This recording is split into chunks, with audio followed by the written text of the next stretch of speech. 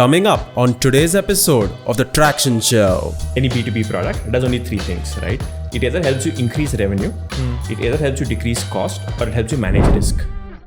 Ladies and gentlemen, let's explore conversations with the best growth and product minds behind your favorite companies. Welcome to The Traction Show. And here's your host, Abhinav Arora.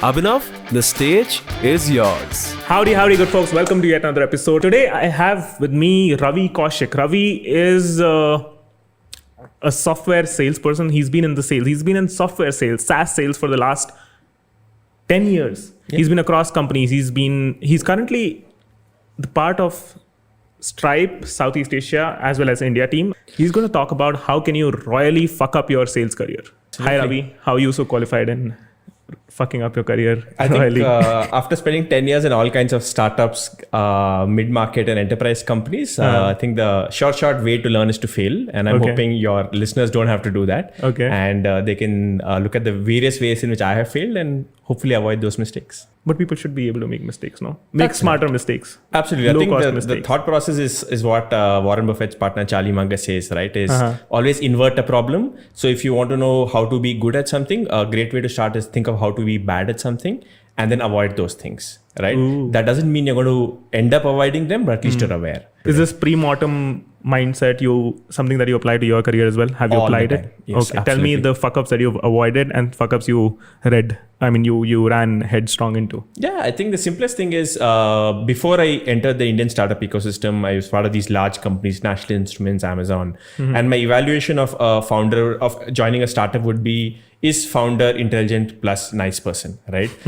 Which is a great metric to start off with. But once you've spent time there, you realize that's not sufficient. You have to look at market, you have to look at colleagues, you have to look at growth rate of competition, all of those things, right? So now I'm able to apply that for my future careers. What's the most common way to fuck up your career in sales? By not sticking to it? The most common way is, if you really want to screw up your career, believe that sales is about perseverance. Hey, everything's about persistence and perseverance and determination. What are you saying? Right. So if you go to Twitter and you follow VCs, founders globally, right? And they'll tell you sales is about perseverance. But that's like saying getting into the Olympics is about fitness.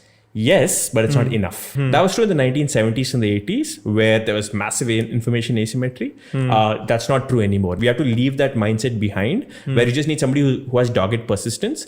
We have to move to somebody who's able to position a product in the minds of a customer or a prospect, which is relevant to that customer / prospect. The second guaranteed way to screw up in sales, right, is to believe that it's just me who makes an impact. I think it's now very clear that salespeople need to adopt a lot of things from digital marketing, which is tools and analytical thinking. So I'll give you an example, right? There's been a huge wave of outbounding that has happened, which is, we used to live in a world where there used to be inbound leads. They used to come on paper, they used to come in a web form, and some people make cold calls. That world is now gone. And today I think the inbound is rather expanded instead of reduced, because now there are people who are there are B2B influencers, there's B2B influencer marketing, there are LinkedIn people who are creating a lot of content. B2B discussions are moving on to Twitter spaces, people doing all kind of virtual conferences. Hopin is a multi-billion-dollar company, although they're not having a great time. But all that has come in, and all these things lead to inbound. How are you saying that outbound has taken over all of a sudden? Wasn't outbound a thing of past? Outbound, when I started sales, was just mail merge. That's it, right? Marketing will give you a template, they'll give you an Excel sheet, and then you just mail merge it, right? And it's just like a bomb of emails that go out, right? Or you'll use like an old Oracle-based outbounding solution. Now outbound is Apollo, it's Salesloft, it's cold calling, it's outreach, all of these things. So outbounding is no more about one touch, it's now multi-touch. Tell me about one touch and multi-touch. Yeah, mindsets. So one touch is, here is Ravi, I need to reach out to him, pick up the phone and just call him. He didn't pick up, or he cut the call, or he called and said, I'm too busy. Done, move on to the next person, right? Multi-touch is where you can use something, let's say in the language of Salesloft and outreach, a cadence, right? So you'll say, Ravi is a senior product manager in a B2C company. I am a payment gateway. A payment gateway is useful to this person by reducing fraud. So I'm going to create a 9-touch cadence. Touch number 1 is about introducing my product, right? So it will be an email, immediately followed by a request for connect on LinkedIn, immediately followed by a cold call, right? Let's assume nothing happens. 4 days or 6 days later. Second email, which will now, you've introduced the product, talking about 3 ways Ravi's peers have used this product. Either literally his peers, people, or other companies similar to the company he works in. So your probability of you winning before was a coin toss, which is will he pick up the phone or not, or will he respond to my email or not. But now you've given Ravi an opportunity to engage with your content over like potentially 21 days and 9 plus touches, right? So this is a very sophisticated way of thinking, and this has come into the sales mindset in the last 3 to 4 years. When I joined sales, it was pick up phone, call, pick up phone, call, do 25 dials a day, right? That era is now fading. Yeah, no, it was brute force. Okay. Right. Now it's more tailoring. And sort of that goes into the third greatest way to screw up in sales today is not build ancillary skills, copywriting, personal brand building, ability to understand business use cases. Copywriting surprisingly has turned out to be such an important feature or such an important skill for salespeople, right? If you're writing to the chief product officer of Flipkart, or you want to write to the CPO of Segment saying that, hey, I'm Freshworks or I am ChargeBee or any of these companies, and your product, my product will be useful to you, your email has to be fabulous. And it's not about grammar or the way it's crafted. It is about relevancy. Is what you have written relevant to the person who's receiving it in a measurable manner? Relevance is intuitive. How do you measure relevance? Yeah, so there is a general framework that you can use, right? Which is any product, whether it's sold by sales or sold by self-service or sold in any other manner, any B2B product, it does only 3 things, right? It either helps you increase revenue, it either helps you decrease cost, or it helps you manage risk. You can basically bucket your product into one of these 3 or your services into one of these 3. That's how you start. The second thing you can do is you can take a persona. So if you draw a matrix of what your product does, 3 of these things, and which persona you want to target, you'll realize what is the messaging you need to use. Right? So if I am a SaaS company in Chennai, which wants to sell a recurring solution to Eastern European founders, what do Eastern European founders want? And now I'm speculating. They want to enter the US market and charge $10 a month from their consumers, right? So I might write a message saying, hey, founder in Eastern Europe, I noticed that you already crossed X million dollars, so you raised funding from this organization. It might interest you to know, here are 4 peers of yours that we've recently worked with, right? Do you think this is worth a chat? That is how you measure relevance in using that matrix form. In personal branding, there are 2 things, which is writing. And I don't want to just say content, which is like very broad nowadays. I think you have to go deeper into, you can write regularly. So it could be on Twitter, it could be on LinkedIn. We know lots of people in India who've built personal brands just by putting great content out there. If you can get onto Shark Tank, but I'm not there yet. So it could be putting videos.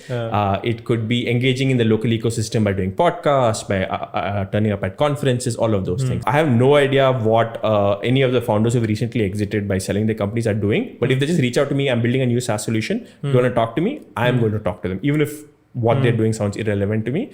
It's just easier. It's just a lower barrier of entry if you have a personal brand. Easier icebreakers, easier access. Yeah, fair enough. What next? That sort of brings me to like the next point in how to screw up, right? Is only be aware of your product or service and don't understand business, right? So I'll clarify what this means. When I talk to somebody, in this case, let's say I'm pitching to you, and assume you're a regular podcaster. Let's say you're building a premium service where audience need to pay to access certain content. So if I just say, use my service, it increases revenue. That's actually better than what most people write. The second could be, hey, I noticed that you're launching a premium community. We've noticed that in other communities in the rest of the world, 5% drop-off happens because people don't have their preferred payment method or don't have easy access to something, right? We have that. Do you think this is worth a conversation? That's step 2. Step 3 is even better. Hey, podcaster, I noticed that building a premium community. 40% of the revenue of all premium communities come from recurring subscriptions, right? I know if this sounds important to you, let's catch up. I can just say, hey, increase revenue. Hey, I think you're trying to increase revenue. 2, I know this is a priority for you because I've done my research on this. I know 5 other podcasters like you, right? Understanding business models. If you're a podcaster, that's how I should talk to you. If I am talking to a CFO, I will talk cost, risk, right? Why? Because that's his mandate. If I'm talking to a CFO at a bank, I will only talk cost and risk, right? So you need to know that a CFO of a 10-member startup and a CFO of a bank are not just CFOs. They are 2 different species completely. They just have a similar title, right? So knowing the business model you're addressing and how your product or service fits in is super critical nowadays. Okay, fantastic. how else can we screw up our careers? I think one very important way, if you've decided to screw up, one very important way is to not look at what's happening in the rest of the world, right? So if you say, I've done 2 years of sales and I'm done, I think you will survive for a few more years, but it'll quickly get irrelevant, right? It'll be exposed over a period of time. When I started my career, the only way to learn was what the company teaches you. There'll be these big binders where like companies say, training material, take it. Now there is MOOCs, there is cohort courses, there is YouTube, there is Udemy, and my favorite is now there are sales teachers, right? Not the guys who just tweet endlessly about sales like me, but actual people who you can pay money to and they'll teach you. They'll become a coach. There is absolutely no excuse for a salesperson in India today, especially in SaaS, to either not consume that content for free or not pay $80 a year or $100 a year and get trained by those individuals, right? Okay, cool. What's next? Another very important way to screw up is to get obsessed with methodology. Tell me, what are these methodologies? Like, are these basically sequences of stages that you run your prospect through? This is typically, so for example, CHAMP is a qualification methodology. Do they have, is there a challenge? Is there money? That's how you decide who to go after. No, that's a sequence of steps in a discovery call. Got it. Right? That's basically what you want to execute. You want to understand if there's a business case fit. Whether that's via MedPick or whether that's via Spin, it's perfectly fine, right? Okay. But people who get stuck here, they just get too stuck. They associate their identity. I'm a spin seller. To identity, when they often move to a different organization which has a slightly different approach, they struggle. Right? Just because it's not that it doesn't work. The daily conversations in the cafeteria is about slightly different. So if you move from selling to mid-market to startups and you're so used to like a BANT or a CHAMP framework and then you move to Challenger, it's slightly difficult because in CHAMP or BANT, you're saying, is it worth my time working with you? Whereas in Challenger, you're saying, you think it's not worth your time, I'm going to convince you otherwise by challenging you, right? That is two different ways of selling, and you should be flexible enough to move between those. Okay, fantastic. Cool. Any other thoughts? What I'm trying to convey here is it's very difficult to be good at something, but one step in being good at that is avoiding all the common pitfalls, right? If you just avoid those pitfalls, you're already in the top 10% of any cohort, right? Generally get better at learning from other people. Like the internet has just flattened the world. It's not really flat, but it's just flattened enough sufficiently where you can learn from the best. It comes at a cost, but it's an investment. And in general, don't get stuck into saying stuff like sales is about perseverance, hoo-ha, right? Sales is about never giving up. What isn't about never giving up? Yeah, like what isn't about never giving up, right? How do you get Indian cricket captain? Never give up, right? Like how do you get to be Miss Universe? Never give up, right? How do you get to be VC? Never give up, right? So I feel it's insufficient and patronizing advice. I think we have to go into a little more depth and have some more sophistication around the advice. You know, with that closing thought, I actually have an objection. Handle it, okay? Not an objection, but actually more of an inquisitive query. You spoke about how SaaS selling, software selling is actually very repeatable. It's actually very process driven. It may have been about persistence, when you are a second-hand cars selling salesman, but here it's very repeatable. What is that process? How is it so repeatable? And why wasn't it this way before? Yeah. When you sell a car, you're selling to a consumer, right? Which means he has needs, he has wants, he might have insecurities, she might be very worried about does his warranty work, right? It's a very, very complicated sale, right? Each consumer is fairly unique, right? Not very unique, but fairly unique. In B2B, you're selling to a persona, right? If I sell a shirt to you as a consumer, that's fundamentally different from if I'm selling thread to you and you manufacture the shirt, right? In SaaS, there are incentives are aligned because I need to get you to renew. I can't sell to you and run away. Right. Also, there are many of you. And if I sell to you once and you renew, you will probably talk to me about to your peer, and hopefully she will buy from me. Right. This is super critical. So in SaaS, the most interesting thing is incentive structures compel the startup to deliver value consistently and repeatably. Incentives are aligned, so it's less likely a transactional sale. It's more of a relationship based sale because I'm gonna be by your side because I need your renewal next year or in next month in some cases. And I also need sort of certain revenue expansion via you. It's possible if you grow. So it's a very honest sort of sale. Tactics can't really do much.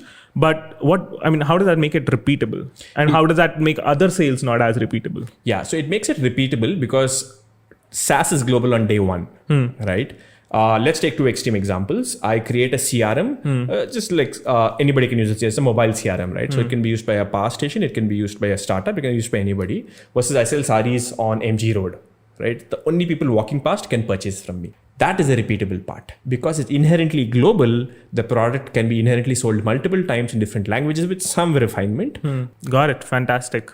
This was really fun. This was really exciting. Thank you so much, Ravi. Thank you. Cheers. Thanks for having me.